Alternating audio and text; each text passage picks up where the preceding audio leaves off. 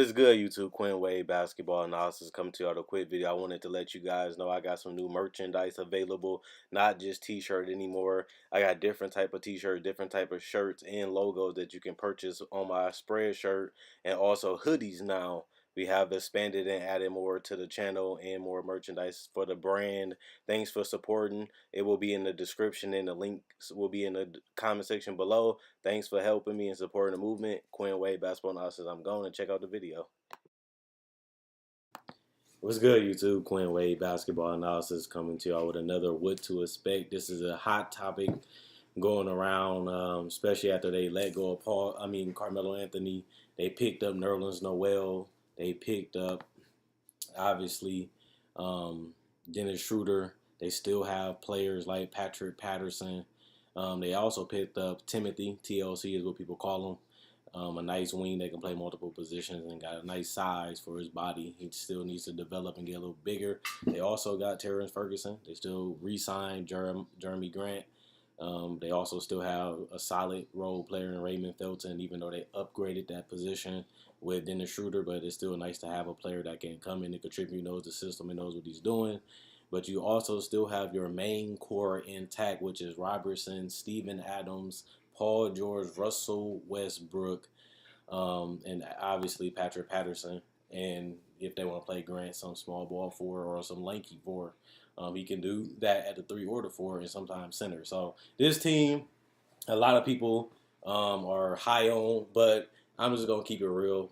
Obviously, that's what I always do. So one thing, we said the same thing last year. Not to say that the same thing about Boston. Last year, everybody saying this team could be Golden State. They're going to be the dark horse. They're going to be everybody there, and then they flopped. Let's just be real, OKC fans. Everybody was on the bandwagon, especially after the Carmelo trade. Nobody expected Carmelo to go to OKC. He gets traded to OKC, and the team got beat in the first round by Donovan Mitchell and Rudy Gobert. And they lost in 6. You can make an argument that they should have got the free throws. Paul George would still have to make all the free throws. And on top of that, they can still lose in Game 7, and they still could have had lost in overtime. So ain't like that was the killer. Like, yeah, of course, you'd rather have those chances than not. But they still possibly could have lost that series in 7 or in overtime. Or he could have obviously missed a free throw, which could have cost them a game if he didn't make all 3 of them. So coming into this year, a lot of people are more optimistic. They're saying that you did addition by subtraction, basically meaning we let Carmelo Anthony go. We get Dennis Schroeder, a guy that wants to come off the bench, something that Carmelo didn't want to do. He laughed at. And you get a guy that's coming over that can give them a hole, which they needed, a guy that can come in and just give them some effort, some energy, and some positive vibes, and somebody that can give Russell Westbrook a break. One of the biggest criticism and critique about this OKC team is, well, when Russell Westbrook ain't on the field, on the court, he's not good. The team offense slows down. They're trash. They can't score. Well, hopefully Dennis Schroeder, he's been a 6-man majority of his career. Only started, I think, a couple seasons, not that much. He's a guy that is a starting caliber point guard, not the best defender, not the most consistent scorer, but once you're using him in spurts, and he can play on and off the ball from time to time, don't give him too many minutes doing that, but he can play that position at the 1 or the 2 as a handler or even as a spot-up shooter every once in a while. He's a guy that's, adds something that they was lacking. It was no real reliable player off their bench besides Grant, and he wasn't known as an offensive player. At least they get a guy that is a starter quality player coming off the bench, and they still can have Grant on the bench, making them even more deeper. But remember, they do have Abrinas, they do have Ferguson, they do have Felton. Obviously, they have TLC. So this team actually goes deeper. So hopefully they can cut some minutes from Russell and trust more of their young teammates and have some more versatility and some more different lineups that can throw out there, going lanky, going long, going more shooting style lineups, giving Russell a break because he really goes out there, plays hard. We all know he never gives up. He never takes a possession for granted. They give him all his praise, and it is good that now he can say, I can go to bench and play 35 to 38 minutes, and I can trust, Dennis Schroeder to fill in those other couple minutes. And sometimes, even if Russell Westbrook gets injured or, he gets fatigued, you have confidence in the guy that's coming off the bench. So I think that's important. Another thing that's a hot topic is that definitely losing Carmelo gives more shots to Paul George. It gives more shots to Russell Westbrook. It gives more shots to Steven Adams. But I still think that that's neither here nor there. Paul George has always been a streaky scorer. He never really been a high field goal efficient player. He's getting better, but even last year he shot 43%, and he really struggles consistently scoring in the playoffs when things got tough. So adding more shots to Paul George is ideal since he is an All-Star last year and an All-NBA player. But even when he was the man in Indiana, he didn't really shoot the ball that efficiently. Even when he had another all-star, superstar caliber player in Russell Westbrook, he still didn't shoot the ball that efficiently, even in the playoffs. So adding more shots to Paul George is what you want to do, and you want to obviously make Steven Adams, who's getting paid $100 million too, you want him to be more of a focal point of the offense and have a bigger role because he is taking up so much of your salary cap that you want to get the best out of him. And that's good because Steven Adams has shown that he was probably even better than Carmelo because of his defense, because of his screen set, and because of his rolling ability, his little one-handed floater. Maybe he's ready to take that next level and become a focal point of the offense. He was always a good role player in his role, but now it seems like they're ready to let him get a little bit more post-ups, a little more shots up, and that don't even include him getting to the free throw line by getting, hitting the back over and backs and getting fouls on the putbacks. And the putbacks in general is another way he can score a lot of points, which he has been one of the best offensive rebounding centers in the league, and he actually did real well last year too. So Steven Adams will get more touches and more opportunities, more pick and roll, which benefits because you do have Russell. He's best at pick and roll because he can always do that stop and pop jumper, that pull up three. I don't like him doing it, but he always does it. So you prefer him to do something that he wants to do more or less than something that he doesn't want to do. So he likes to do that chuck up three. He gets hot and gets streaky from it, but he does love doing that.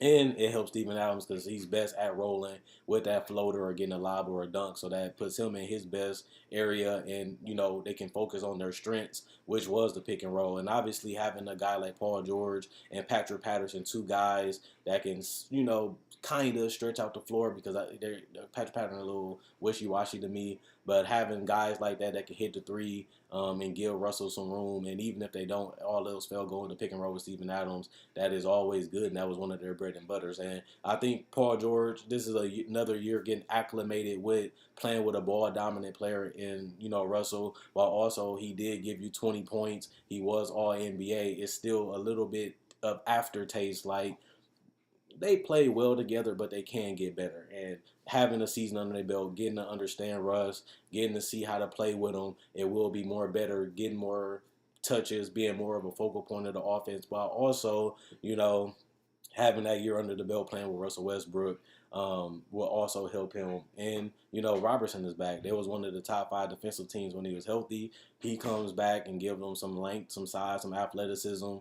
He can't really score, and he has been rehabbing, so he's not really been putting as much work in because he's been trying to heal back from his injuries. That took him out for the whole rest of the season in the playoffs. So it was very severe, and you just want to see him come back and just play and fight hard like he always do on the defensive end. And that's all you can really ask. But they do have a little versatility with Raymond Felton, another guy that can play off the ball or on the ball with Russ. Obviously, Dennis Schroeder, Abrines has never been consistent, but he still can give them timely baskets from the three-point line. Also, you look at a guy like TLC. This is a season where he has an opportunity. They need somebody of his caliber, especially when injuries hit. And he has some solid games and some potential shown in Philly. And Nerlens Noel, a guy I got to definitely talk about, being 24 years old in a season where, he has to make a name for himself unless he's just going to be hopping from team to team trying to find a home and trying to find a long-term extension, which he was not able to do. Dallas offered it to him.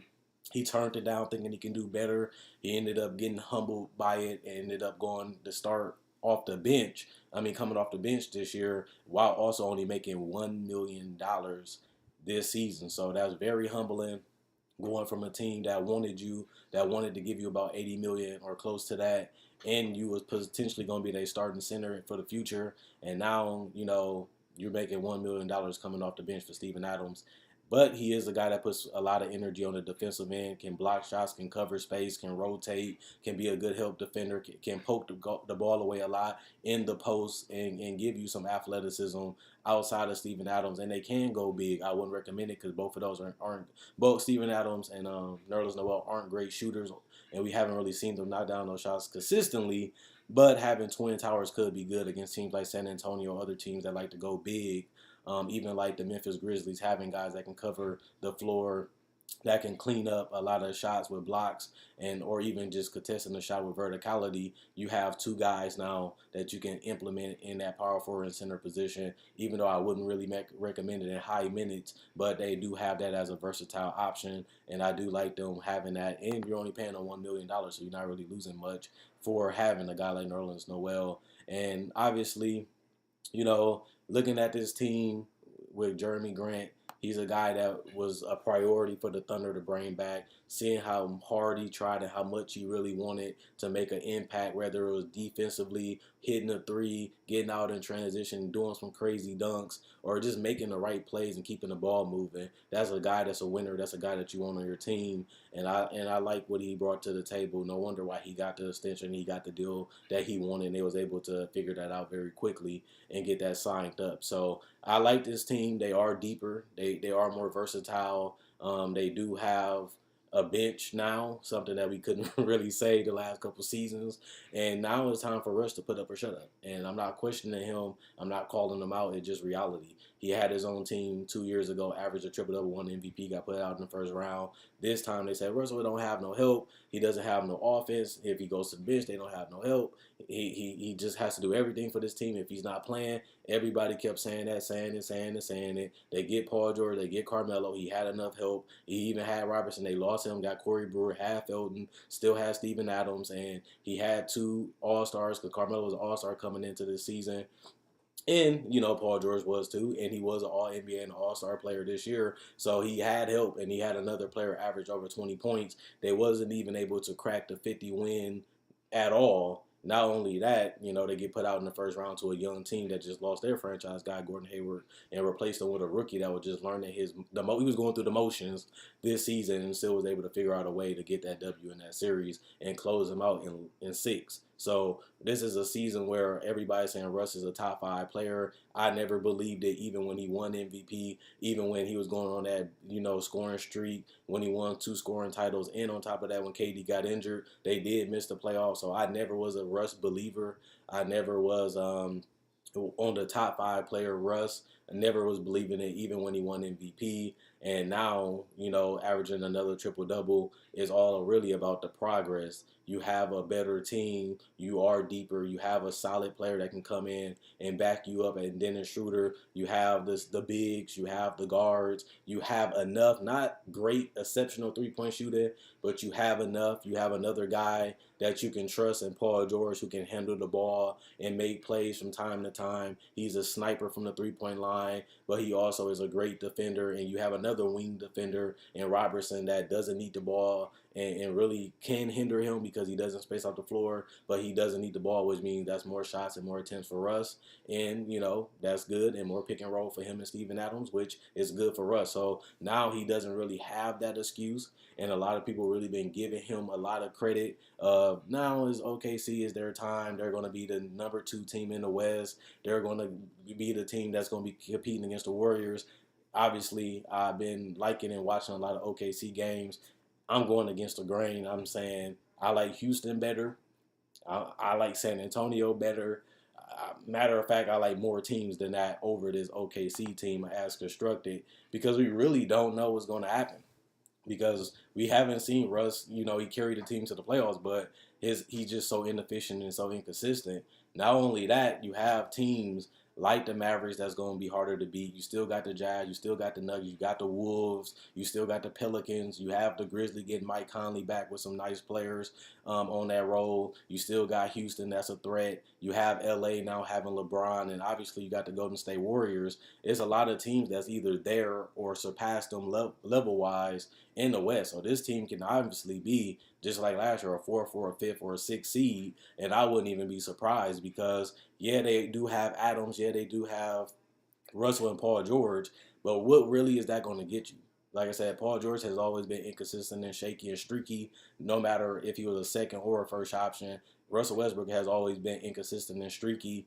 And if you look at his playoff numbers, his first couple games he was bad. Not only that, he had 2 good games in 5 and 6, but it wasn't enough to even get him to a game 7. And they was already trailing in that series with having Carmelo, Paul George, Steven Adams, and Russ, which was enough help for you. I picked the Thunder to beat the Jazz because I thought they had enough and they had enough star power to win, and they didn't. So I have this team finishing 4th, 5th, or 6th. I do not have them going to the Western Conference Finals. I do potentially see them getting to second rounds because of the matchups. It depends on who they play, what they do at the trade deadline. Do they make a trade? Do they stay pat and sign a guy like a Corey Brewer or somebody that can be another upgrade to their bench for cheap? They already over the salary cap, so either they make another move to get under it, or they're just going to be stuck with this roster, and how it performs, we don't know. But I do not have them being higher than a 4th seed, and I do not have them going to the Western Conference Finals. I do see the farthest I believe that they can go is the second round. Then they're going to either have to play San Antonio, Houston, or Golden State. One of those teams you're going to have to play to get to the Western Conference Finals. I think those teams are more complete, better offensively, more consistent. And, to me, they have the better players when you look at the duos. And then if you even look at the third option, I would take all those teams over OKC, which is, like I said, San Antonio, obviously Golden State, and Houston. And like I said, you still have the Lakers, you still have the Wolves, you still have the Nuggets, you still have other teams that can still, even drop them even further. Because remember, this team, even when they had Andre Robertson healthy, they was battling just to stay in the playoff picture.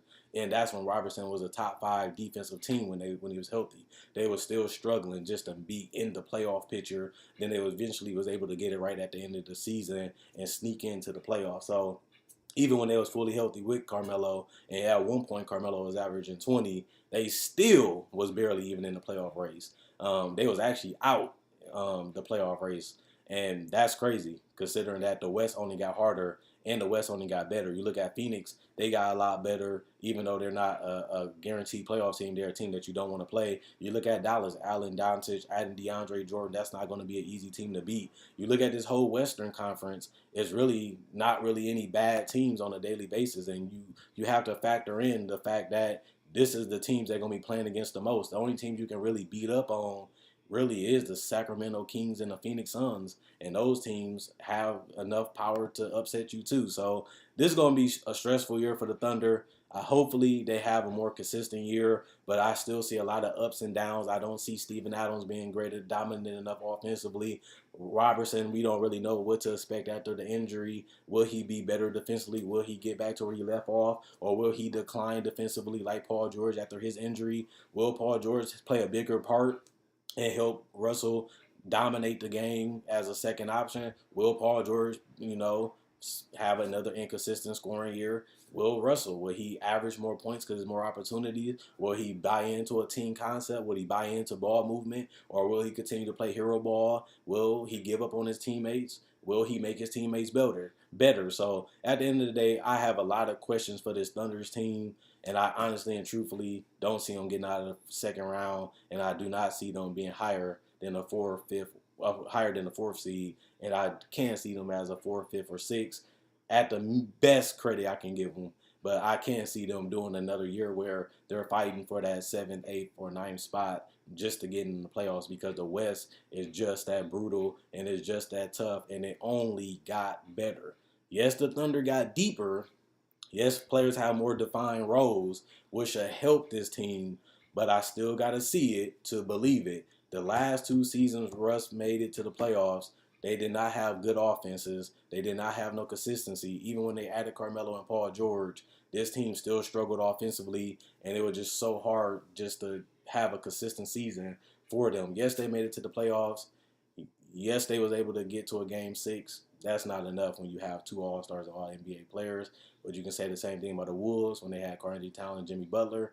It's tough in the West. And that's just my point. This team just don't have enough talent. They just don't have enough, to me, to really get higher than the 4th seed. But then again, I could be wrong. This is just my prediction. This is just my analysis, so you don't have to agree with it. Check out my website at analysisplayground.com. Link will be in the description in the comment section below. Check out my Facebook page at analysisplayground.com. Link will be in the description in the comment section below. Also, check out my Spreadshirt. Click the link. You can buy any type of gear, any type of merchandise at my Spreadshirt. Thanks for the support. Like on Facebook to show support. Also, if you want to buy a t-shirt, it'll be in the description in the comment section below.